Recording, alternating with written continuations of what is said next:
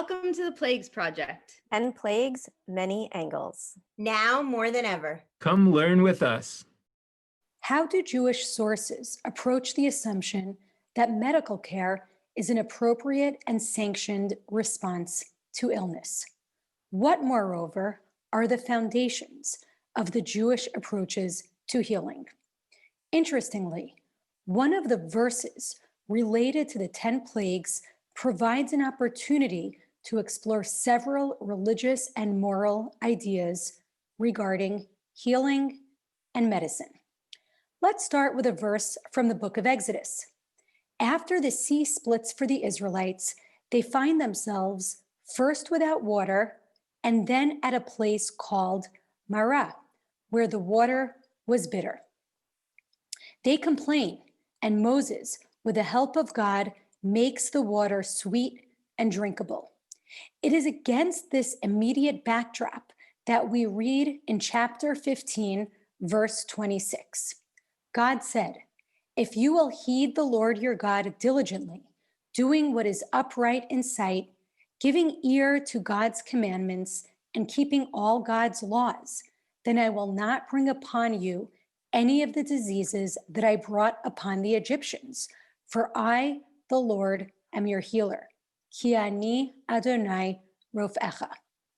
On this verse, Abraham ibn Ezra, the 12th century biblical commentator, writes in his long Exodus commentary, "You must remember that with your own eyes, you witnessed the diseases, plagues, and afflictions that I placed upon the Egyptians for rebelling against me.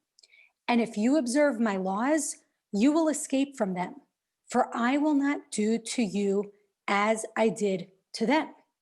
This part of the comment seems consistent with Ibn Ezra's general approach of interpreting biblical texts according to his Pshat method, which prioritizes the linguistic contextual meaning, some would say the straightforward meaning of the Torah.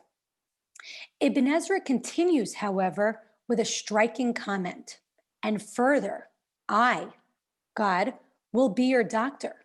From every disease that I decreed to be upon the land, you will have no need for a doctor, just as I cured the bitter waters, which no doctor could have cured." Here, Ibn Ezra observes God's commitment to protect Israel from illness and God's power to miraculously heal afflictions. Based on this, he comes to the radical conclusion that Israel will have no need for doctors as long as they obey God's commandments. Only God will heal. Ibn Ezra is consistent in his general approach towards sickness and healing. In Exodus chapter 21, verses 18 and 19, we read about a quarrel that results in an injury.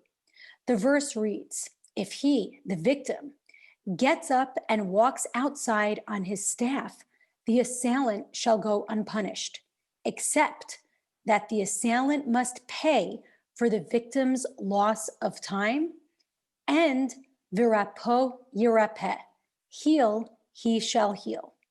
The end of the verse is as puzzling as it sounds. The phrase virapo yirapeh, heal, he shall heal, can be understood in a few different ways, with many commentators suggesting that the assailant must pay for the victim's medical bills. Ibn Ezra takes this phrase out of context and uses it to advance a surprising approach to medicine. He writes, "It is a sign, an oath, that God gave permission to the doctors to heal those wounds and injuries that one can see externally. However, all illnesses that are internal, it is in the hands of God to heal." Ibn Ezra's commentary is very much rooted in the Gaonic and Spanish tradition of Pshat, and he himself values Greco-Arabic science and philosophy. It is therefore surprising that he reads this verse against its straightforward meaning. More so, To modern ears, Ibn Ezra's approach to medicine is uncomfortable. Why do physicians need permission to heal at all? Further, on what grounds is healing left to God when it comes to internal illnesses, presumably those with no clear cause? And yet, this particular comment is continuous with a Talmudic tradition where it is not obvious that humans have permission to engage in medicine. In the Babylonian Talmud, tractate Bava Kama, we read a statement from the Academy of Rebbe Yishmael, commenting in a similar vein as Ibn Ezra on the seeming redundancy, and heal he shall heal, v'rapo yirapeh. The textual redundancy is again used to grant permission to the doctor to heal.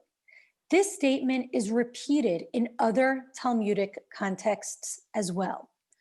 Far from celebrating medical care, at the most, we find an allowance granted on the basis of a technical derivation. Later, Ibn Ezra distinguishes between the type of injury referenced in the verse, namely external injuries, where he allows that medical care is permitted, and internal injuries where it is not. The message is that doctors should not intervene in what seems to be a divinely ordained event. Maimonides, a slightly later 12th century product of the Gaonic Spanish tradition, living, however, in Egypt, diverges sharply from Ibn Ezra and the ambivalence he represents when it comes to medical care. In his commentary to Mishnah Nedarim 4:4, Maimonides, a doctor himself, insists it is an obligation from the Torah for the doctor to heal the sick of Israel. And behold, this is in the category of what they, the rabbis, say in their explanation of the biblical phrase, you shall return to him, v'hashevoto lo, from the book of Deuteronomy. Here, Maimonides draws on the Talmudic notion that directing somebody who is lost or saving someone who is drowning or under attack falls under the category of returning a lost object, namely the person's well-being or even life. In the Talmud, saving someone is akin to returning their life or well-being, which was almost lost. Maimonides extends this interpretation to include medical care, which in his view, therefore becomes a religious obligation. Here, Maimonides unambiguously views healing as an obligation, as a mitzvah. He uses the biblical source of Hashavat Avedah, returning lost property, in order to prove that healing carries with it the force of obligation. In this case, the obligation is driven by the notion that a sick person has lost their health and well-being, and if one can return it to them, they must. In the Mishnah Torah, Maimonides' legal code, in the laws of the murderer and preservation of life, Maimonides describes a person who can save someone but doesn't as transgressing the precept, you shall not stand idly by the blood of your fellow.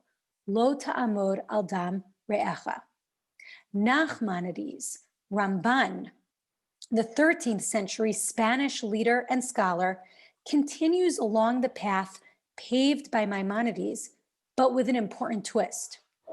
He writes in Torat Ha'adam, his treatise on mourning, that healing is a reshut de mitzvah, a permission of obligation. What does this seemingly paradoxical legal category mean? In providing permission to doctors to heal, Nachmanides continues, the Torah is responding to the anxieties of doctors that they may inadvertently kill somebody they are trying to heal. This is why doctors require permission. It is noteworthy that Nachmanides, who still partially frames the medical enterprise in terms of permission, does not rely on technical derivations or redundancies like rapot yirapeh in order to substantiate his claim. Rather, Nachmanides invokes psukim like v'ahavta l're'acha kamocha, love your neighbor as yourself, and terms like pikuach nefesh, the notion that saving a life supersedes nearly every other commandment. And finally, he casts doctors who refuse to heal as guilty of shfichut damim, shedding blood. When it comes to healing and medicine, medieval thinkers like Maimonides and Nachmanides clearly take a sharp turn from the Talmud and even from their not so distant predecessor, Ibn Ezra. Far from ambivalence and grudging acceptance of human medical intervention, Maimonides and Nachmanides celebrate doctors and obligate them to perform their life-saving maneuvers, even at a time when the efficacy and power of medicine was not remotely comparable to what it is today.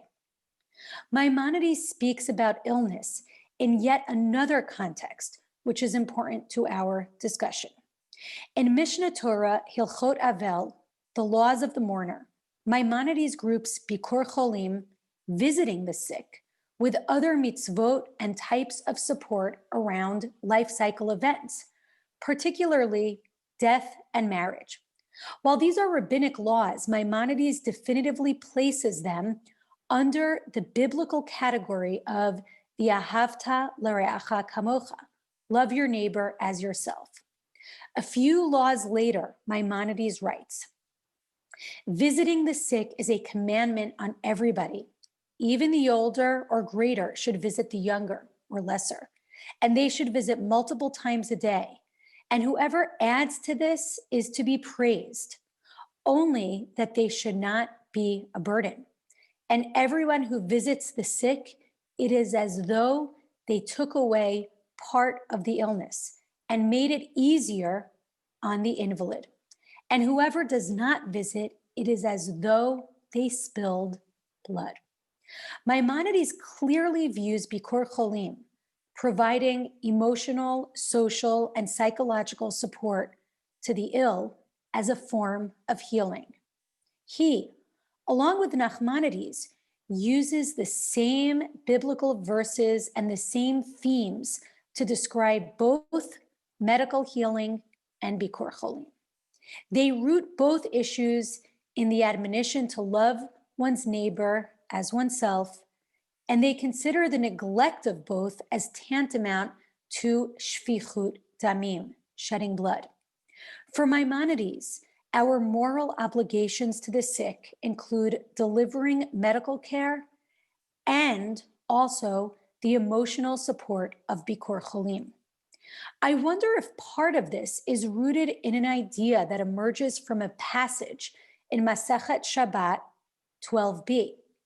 Rabbi Elazar is described as visiting sick people and praying for them in both Hebrew and Aramaic. The question is asked, how could he pray in Aramaic? The angels don't understand that language.